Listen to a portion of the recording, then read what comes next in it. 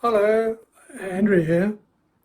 Welcome to my model based upon the Union Pacific Railroad in Wyoming, USA. The layout has been created in a modest-sized double garage and takes second priority to the two cars. The household only just tolerates this, I might add. The running is on two parallel tracks formed like a folded over figure of eight, thus creating two levels at the head of the garage and a single level over the demountable bridge across the garage door front. Split gradient up and down ramps are fixed to both of the garage walls. Once the garage is cleared of cars, the track circuits are assembled by raising the two quadrant folding table boards fitted with gate legs, hinged to the walls either side of the front of the entrance. All the baseboard construction is on a wood frame with fiberboard on top. All the butting track ends have rail joiners slid across the rail gaps.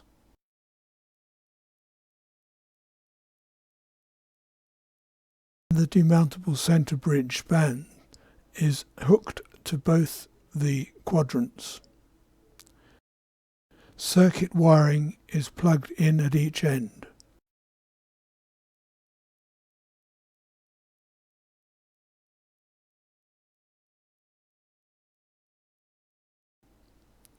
The access to the house from the side door is closed off by hinging down the bridge flaps for the two levels.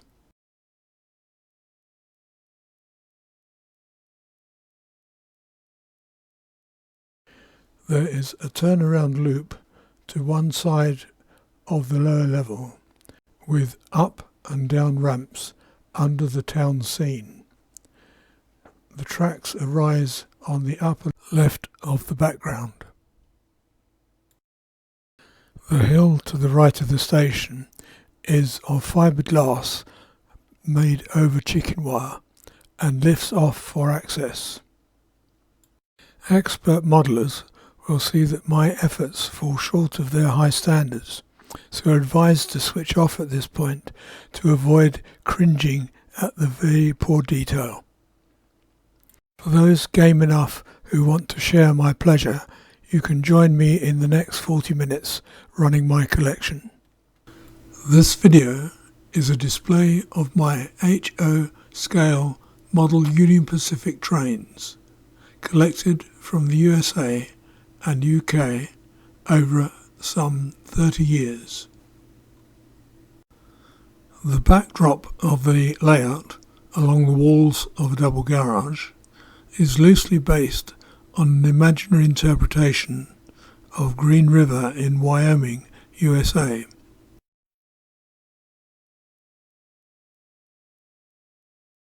Purists will note there are many inconsistencies and inaccuracies.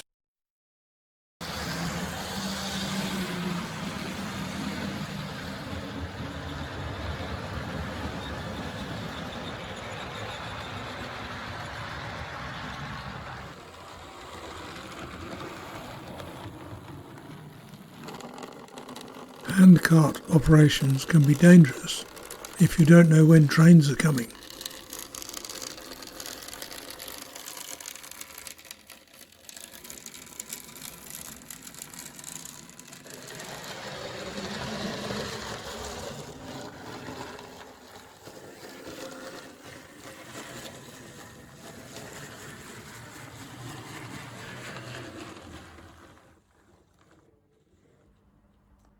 Union Pacific experimented with many locomotive types over the years, including one where the control cab was located mid-boiler, quite separate from the fireman.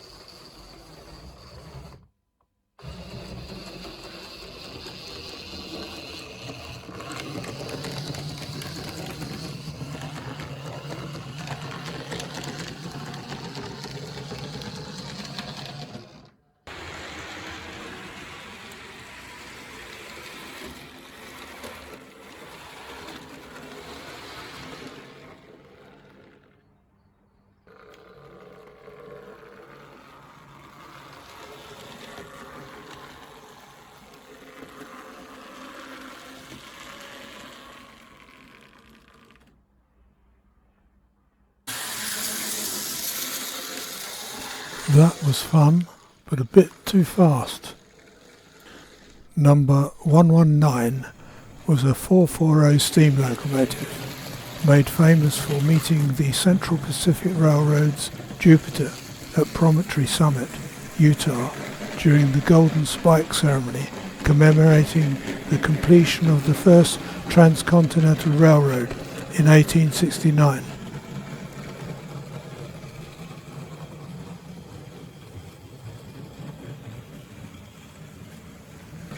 A track maintenance train.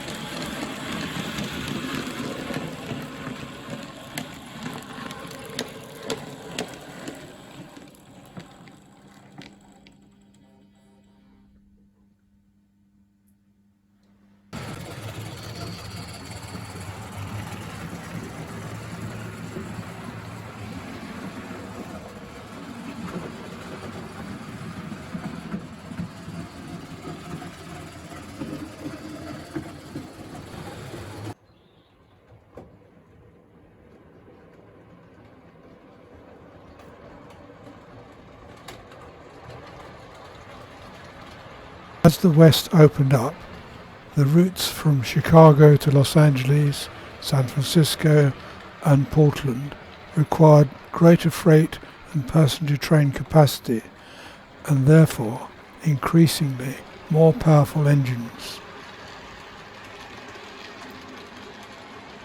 Shunting in the yards is performed by switches, as the engines are known in the United States.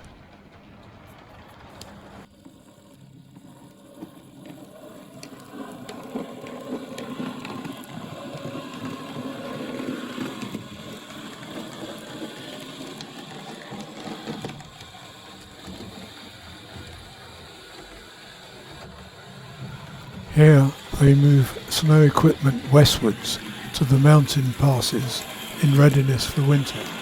The first is a snow plough spreader fitted with side wings to clear the shoulders of snow.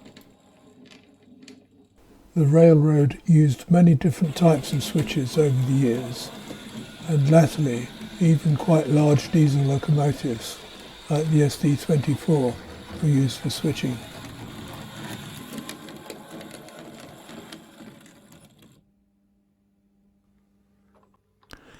Deep snow can only be cleared by a really powerful machine, such as this steam-powered rotary snowblower.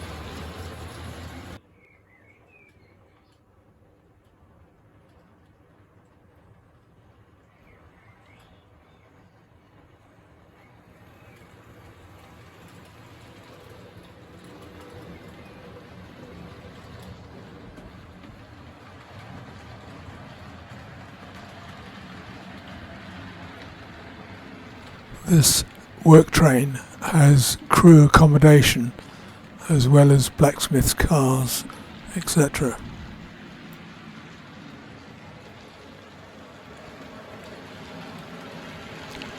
The range of stock being demonstrated ranges in quality from being almost toy-like to superior museum quality.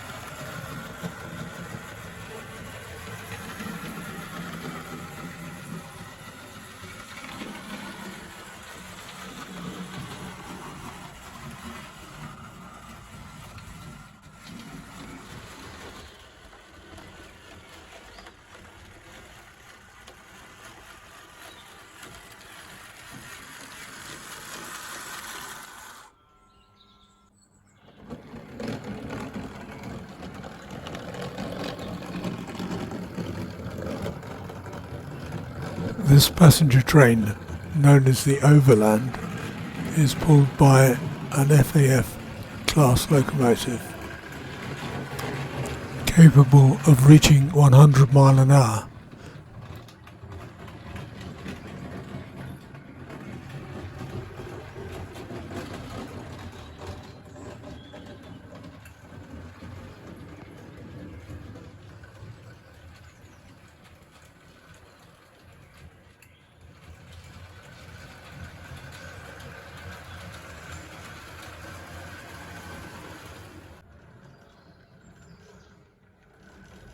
Ever-increasing operating costs of more attractive power ruled out double-heading of steam locomotives.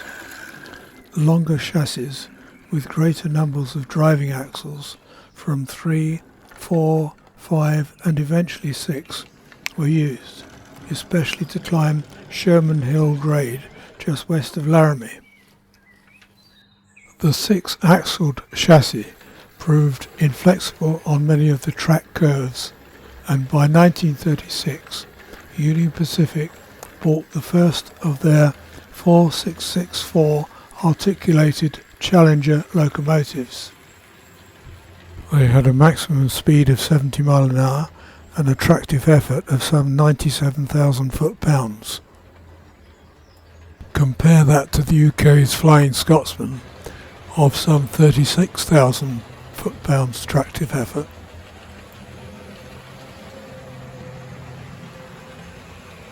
From the mid-1930s, diesel-electric power was being developed for service as switches and mainline passenger trains.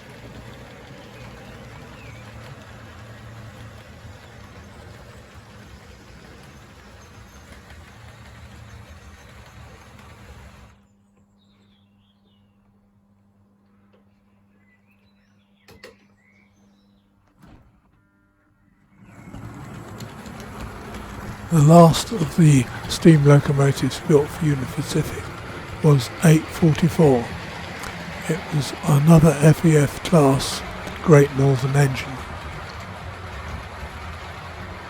This engine had a maximum speed capable of 120 miles an hour with the tractive effort of some 64,000 foot-pounds.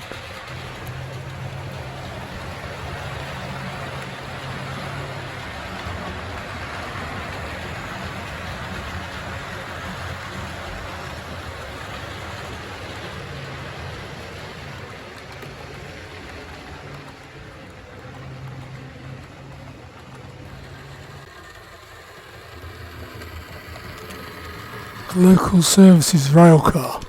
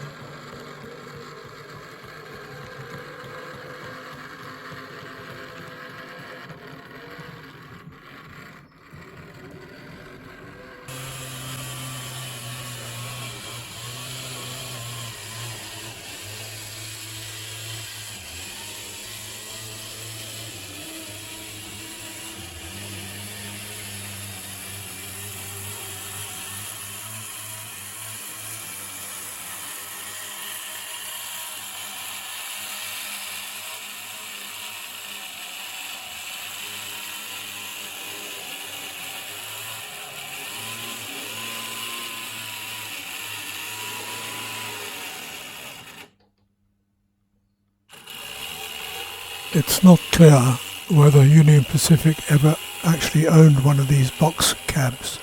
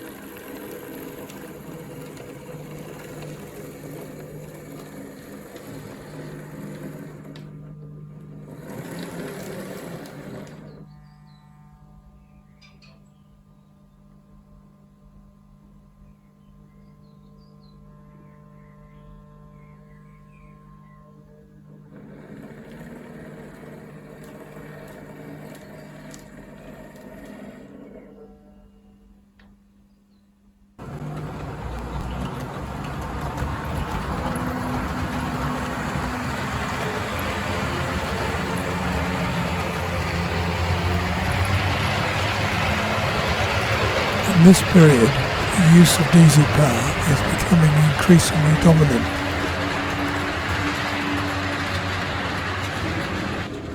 In 1941, the big boy was introduced.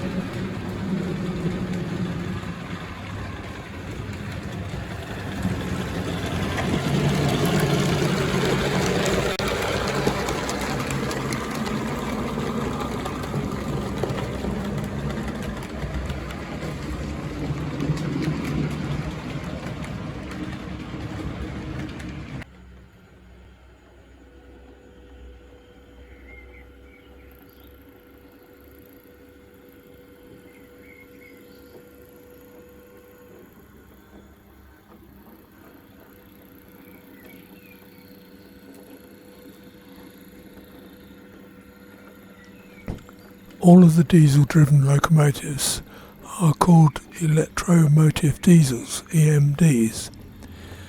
They have a diesel engine driving a large generator, which provides electricity to electric motors on all the axles.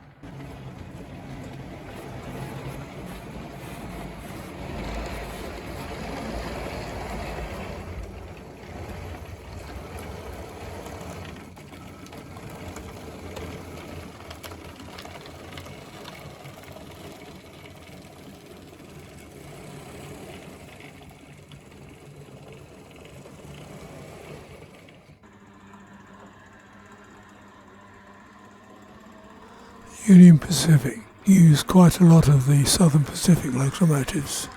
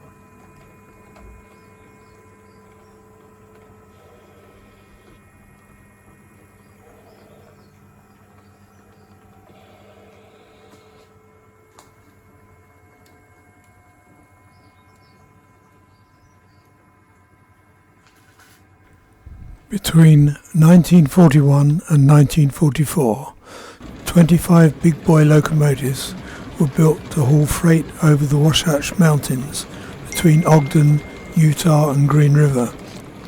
In the late 1940s, they were reassigned to Cheyenne, Wyoming, where they hauled freight over Sherman Hill to Laramie. They were the only locomotives to use a 4-8-8-4 wheel arrangement, 4-wheel loading truck for stability entering curves, 2 sets of 8 driving wheels and 4-wheel trailing truck to support the large firebox. Engine and tender are 132 feet long and weigh 540 tons. The tractive effort of the locomotive is 135,000 foot-pounds.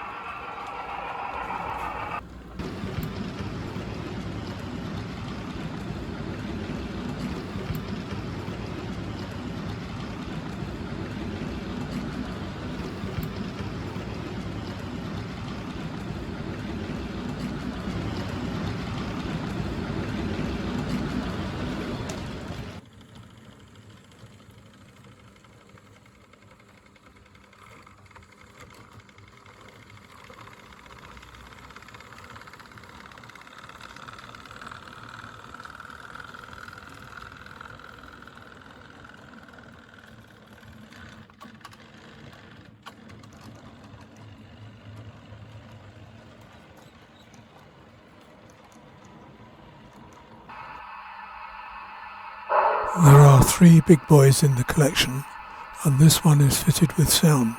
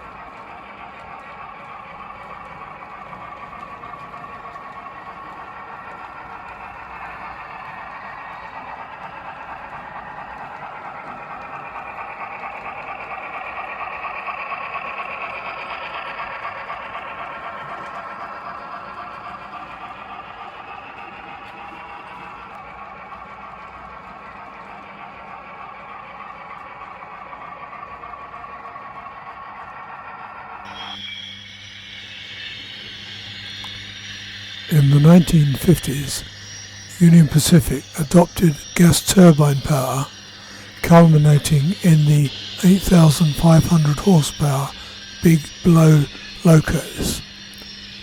As oil prices fell and the noisy gas turbines were phased out, UP operated diesel-electric traction thereafter, which this collection does not cover.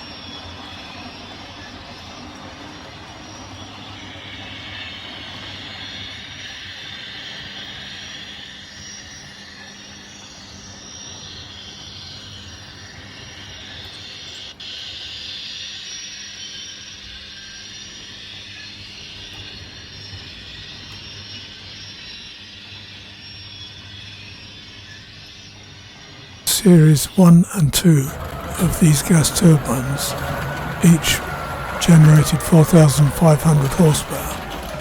The veranda turbine is shown here of Series 2. These gas turbine locos each weighed about 246 tonnes and had a tractive effort of 138,000 foot-pounds. They were limited to about 65 miles an hour. They were rated at 4,500 horsepower.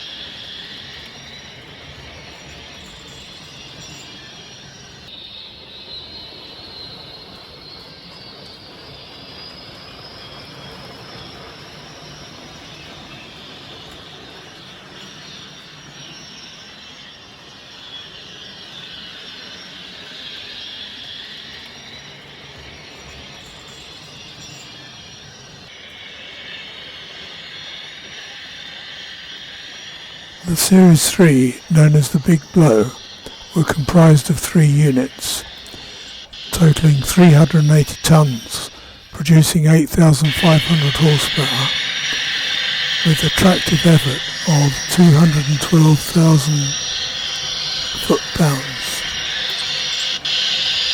Putting that in context, that's nearly 6 times the tractive effort of the Flying Scotsman.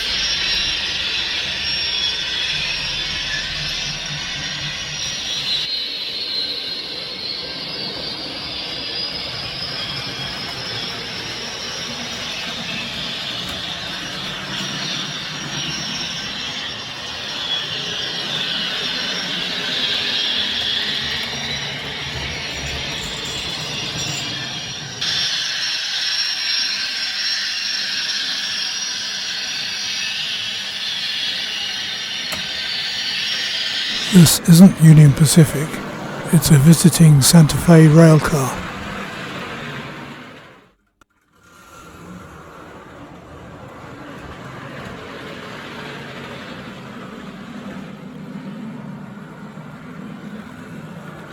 This is followed by a train from the Rio Grande.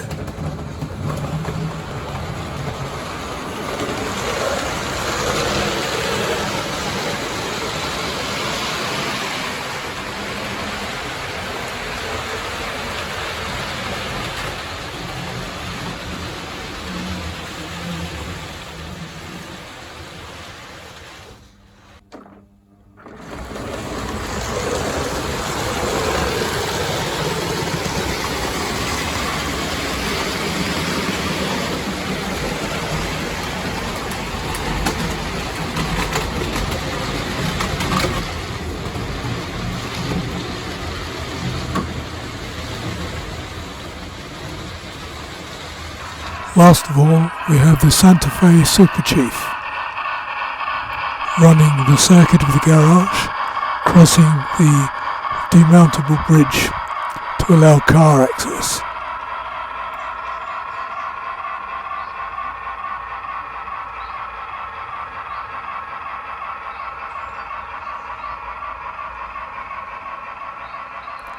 The control panel can be seen in the background.